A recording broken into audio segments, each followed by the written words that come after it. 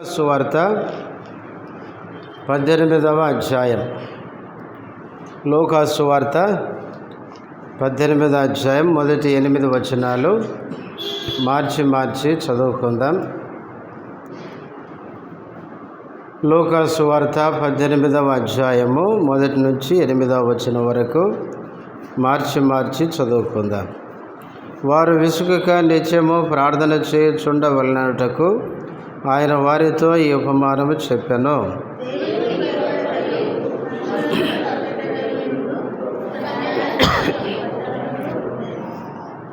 ఆ పట్టణంలో ఒక విధవరాలును ఉండెను. ఆమె అతని యొద్దకు తరచుగా వచ్చి నా ప్రతివాదికిని నాకును న్యాయం తీర్చమని అడుగుచూ వచ్చెను గాని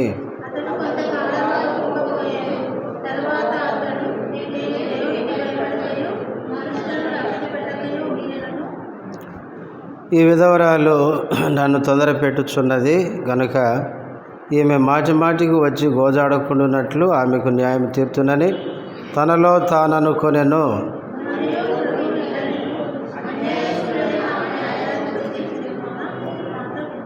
దేవుడు తాను ఏర్పరచుకున్న వారు దివారాత్రులు తన్ను గూర్చి మొరపెట్టుకొనుచుండగా వారికి న్యాయము తీర్చడా? ఆయన వారికి త్వరగా న్యాయము తీర్చును. వారి విషయమే కదా ఆయన దీర్ఘశాంతము చూపుచున్నాడని మీతో నిశ్చయముగా చెప్పుచున్నాను. ఆయనను మనిషి కుమారుడు వచ్చినప్పుడు ఆయన భూమి మీద విశ్వాసము కనుగొనునా? ప్రార్థన చేసుకుందాం.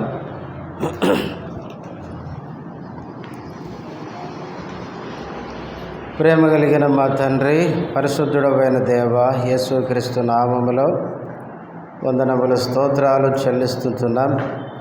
ఈ సాయంకాల సమయంలో సంఘ ప్రార్థన కొరకై నీ ప్రజలంగా నీ సన్నిధికి చేరి రావడానికి చూపిన కృపకై స్తోత్రాలు. చదవబడిన వాక్య భాగంలో నుంచి మాతో మాట్లాడుతూ రండి. కొంత సమయం నీ సన్నిధిలో ప్రార్థనలో గడుపుటకు సహాయం చేయమని, నీ దాసుడు బలహీనుడు, సెలవు చాటును మరుగుపరచండి. నీ నామ మహిమార్థమైన దాసుని వాడుకొనమని యేసుక్రీస్తు నామములో స్తుతించి ప్రార్థిస్తున్నాము తండ్రి, ఆమేన్.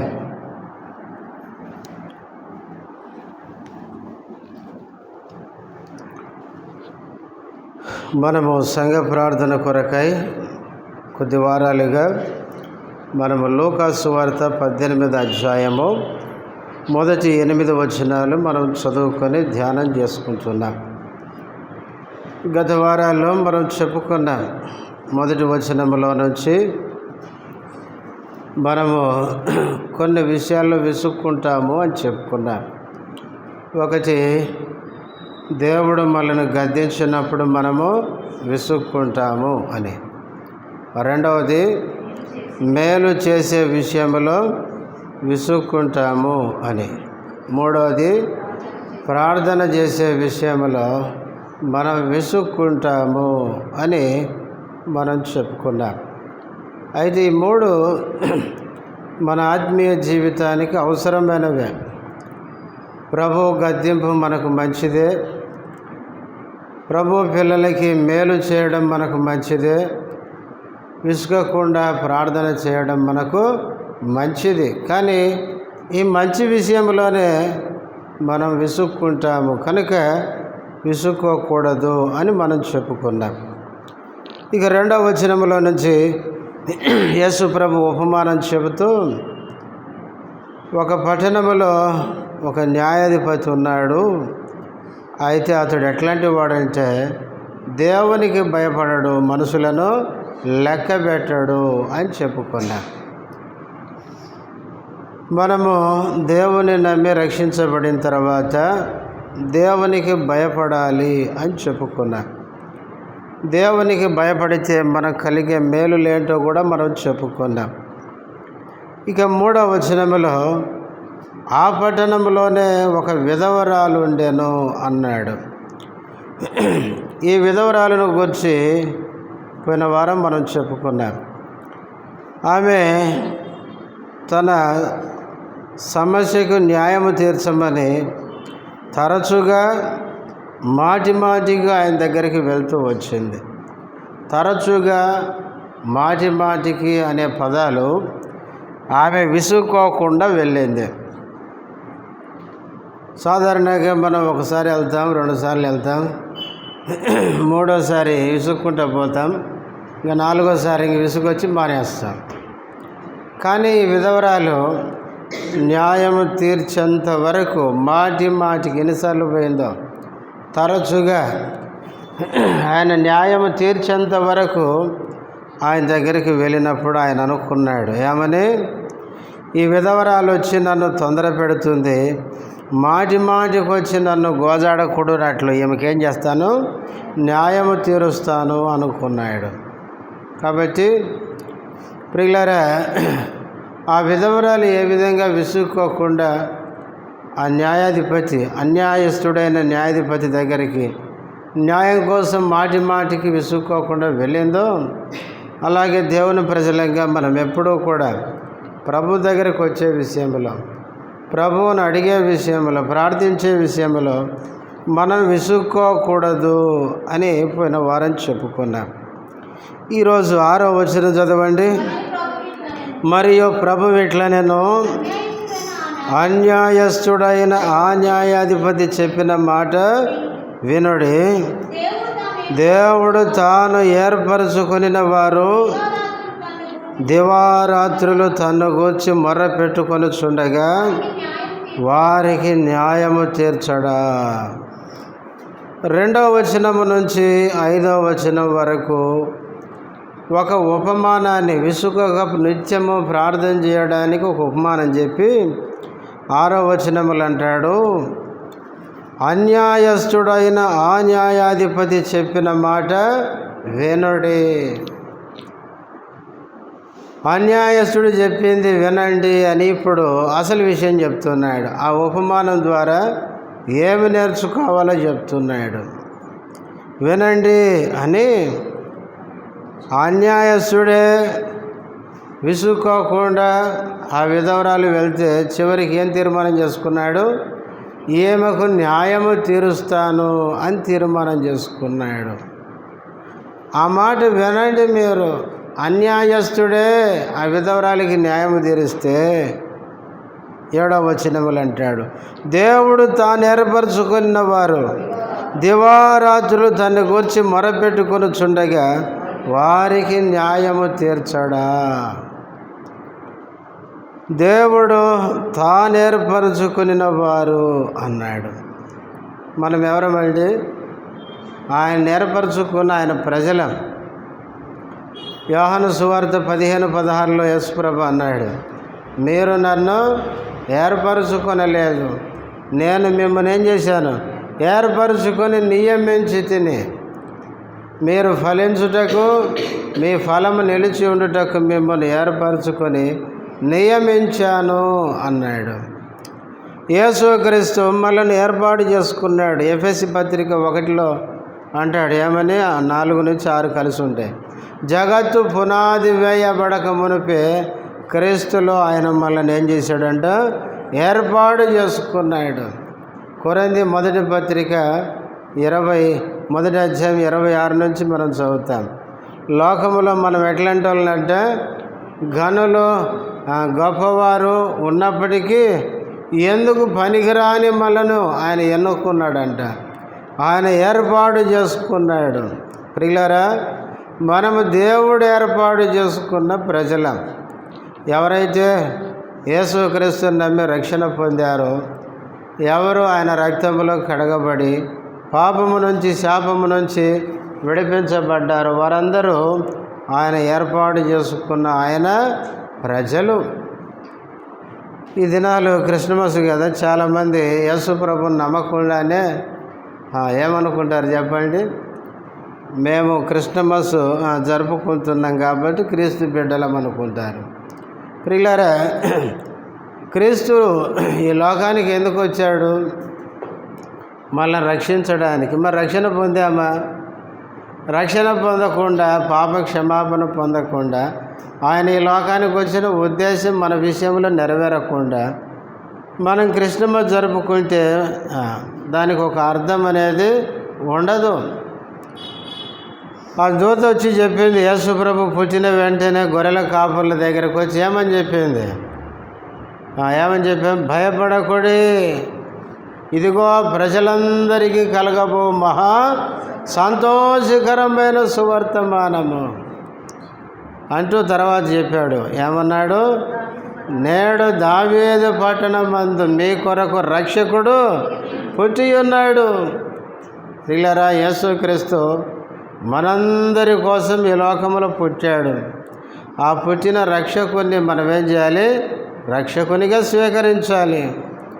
ఆ రక్షకుని స్వీకరించి క్రీస్తును హృదయంలో చేర్చుకుంటే మనము ఆయన ఏర్పాటు చేసుకున్న ప్రజలం అవుతాం. అట్లా కాకుండా క్రీస్తు నమ్మకుండానే మనం చెప్పాను కదా, నాకు తెలిసిన ఒక టీచర్ ఉన్నాడు, వాళ్ళ భార్య కూడా టీచరే.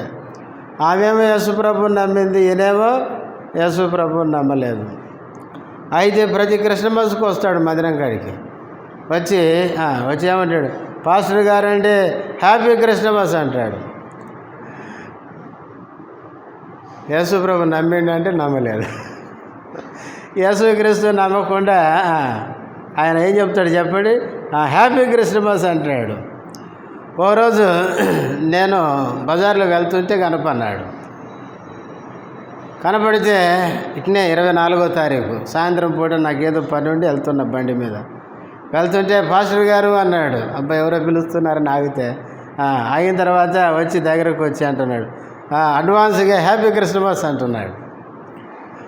చూడండి, అంటే ఆయన క్రీస్తు నమ్మకుండానే ఏం చెప్తున్నాడంటే హ్యాపీ క్రిస్మస్. ఎవరికి హ్యాపీ? హృదయంలో క్రీస్తు ఉంటే హ్యాపీ. క్రీస్తు లేకపోతే నీ జీవితం అంతా అంధకారమే, నెమ్మది శాంతి లేని పరిస్థితి.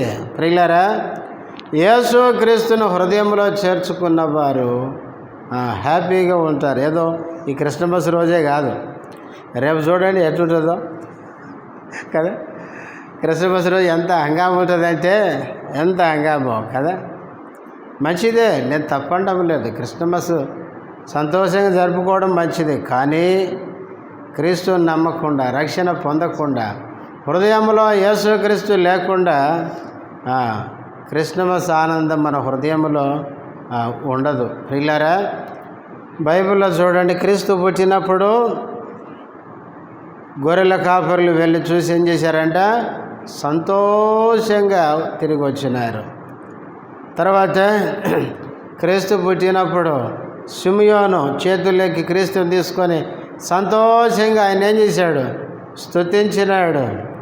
అలాగే తూర్పు దేశపు జ్ఞానులు శిశువైన క్రీస్తును చూసి అత్యానందభరితులైనారంట, సంతోషించినారు.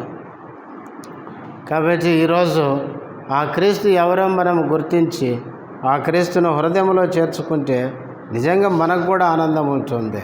కాబట్టి అలా క్రీస్తును హృదయంలో చేర్చుకున్నవారు దేవుడు ఏర్పరుచుకొనినవారు. కాబట్టి అలా దేవుడు ఏర్పరుచుకొనినవారు దివారాత్రులు తను గూర్చి మొరపెట్టుకొనుచుండగా వారికి న్యాయము తీర్చడా. దేవుని నమ్మే రక్షకునిగా క్రీస్తును హృదయంలో కలిగి దివారాత్రులు ప్రార్థించే వారికి ఆయన న్యాయము తీర్చకుండా ఉంటాడా అని 8వ వచనం మొదట్లో అంటాడు. ఆయన వారికి త్వరగా న్యాయము తీర్చును. మన ప్రభు తప్పకుండా మనకు న్యాయము తీరుస్తాడు. ప్రియులారా, ఆ విధవరాలికి ఏ సమస్య వచ్చిందో మనకు తెలియదు, కానీ అన్యాయస్తుడే న్యాయము తీర్చినప్పుడు మన ప్రభు ఎంత మంచి దేవుడు. చూడండి, 33వ కీర్తన 5వ వచనం. కీర్తన ఆయన నీతిని న్యాయమును ప్రేమించుచున్నాడు. లోకము యెహోవా కృపతో నిండి ఉన్నది. ఆయన దేన్ని ప్రేమిస్తాడంట? నీతిని న్యాయమును ప్రేమించుచున్నాడు. 97వ కీర్తనలు 97 2వ వచనం.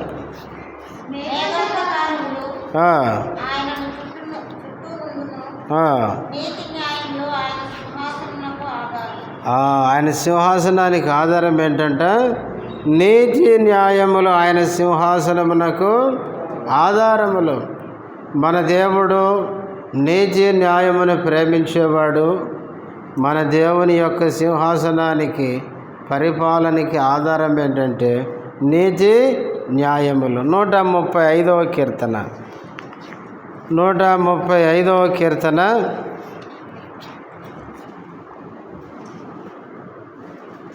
14వ వచనం. యెహోవా తన ప్రజలకు న్యాయము తీర్చును, తన సేవకులను బట్టి ఆయన సంతాపము నొందును. యెహోవా తన ప్రజలకు ఏం చేసేవాడు? న్యాయము తీర్చేవాడు. యోబు గ్రంథం 34:10 ఉంది. విజ్ఞానము గల మనుషులారా నా మాట ఆలకించుడి. దేవుడు అన్యాయము చేయుట అసంభవము, సర్వశక్తుడు దుష్కార్యము చేయుట అసంభవము. దేవుడు ఎప్పుడు అన్యాయము చెయ్యడు. అందుకే యోబు గ్రంథం 1వ అధ్యాయం చివరి వచనములో యోబుకు అంత నష్టం జరిగినా ఏం చెప్పలేదంట? దేవుడు అన్యాయము చేసినని నోటితో కూడా మాట పలకలేదంట. ప్రియులారా, దేవుడు ఎవరికి ఎప్పుడు అన్యాయము చేయడు. దేవుడు ఆయన ప్రజలమైన మనకు న్యాయమే చేస్తాడు. ఆయన నీతిని, న్యాయమును ప్రేమించే దేవుడు కనుక ఆయన ప్రజలమైన మనకు ఆయన న్యాయము తీర్చే దేవుడు. 140వ కీర్తన 140వ కీర్తన 12వ వచనం. బాధింపబడు వారి పక్షమున యెహోవా వ్యాజ్యమాడుననియు, దరిద్రులకు ఆయన న్యాయము తీర్చుననియు నేనెరుగుదును. బాధింపబడు వారి పక్షమున వ్యాజ్యం ఎవరు ఆడతారంట? దేవుడే వ్యాజ్యం ఆడతాడంట. బైబిల్లో చూడండి, యోసేపు మీద పోతిఫర భార్య ఏం చేసిందండి? చేయని నేరం మోపింది. దానికి ఆయన ఏం చేశారు? జైల్లో వేసినారు, చెరసాల్లో వేసినారు. ఇప్పుడు ఆయనకి ఎవరు తీర్చాలి న్యాయం? ఎవరండి? దేవుడే కదా. ప్రియులారా, యోసేపు యొక్క న్యాయాన్ని దేవుడే తీర్చినాడు. యోసేపును అన్యాయంగా, నిష్కారణంగా, చేయని తప్పికి చెరసాల్లో వేసినారు. అయితే యోసేపు పక్షంగా దేవుడు ఉన్నాడు. బైబిల్ అదే చూస్తాం.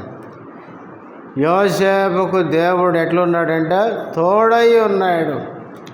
యోసేపుకు అన్యాయం జరగడం అంతా దేవుడు తప్పకుండా చూసే ఉంటాడు. అందుకనే సమయం వచ్చినప్పుడు యోసేపుకు ఏం చేశాడు? దేవుడు న్యాయము చేసినాడు.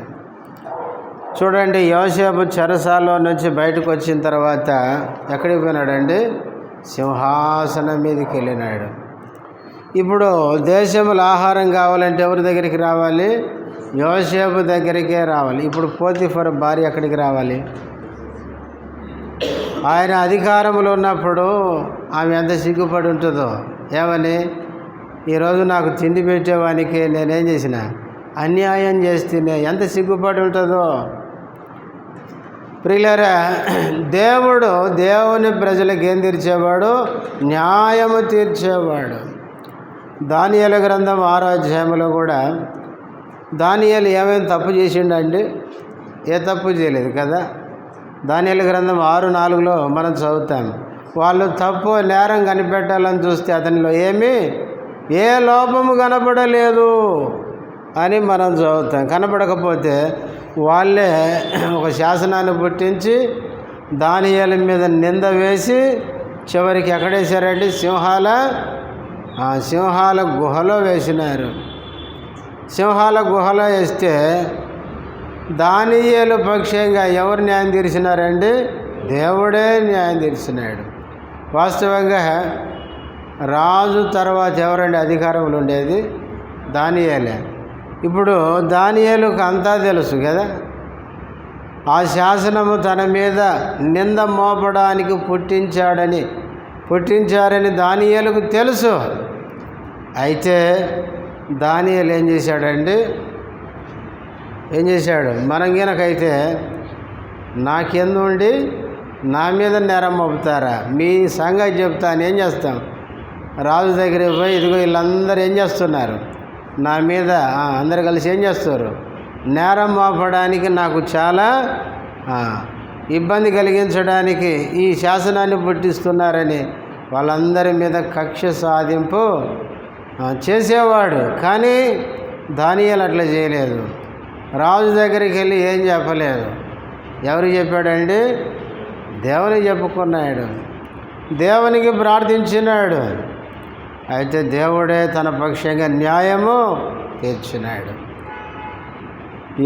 దానియేలుని చెరస యొక్క సింహాల గుహలో వేస్తే దేవుడు తన దూత నంపించి సింహాల నోళ్ళు మోయించినాడు. ఒక రాత్రి అంతా సింహాల మధ్యలో ఉండడం అంటే అది మామూలు విషయము కాదు.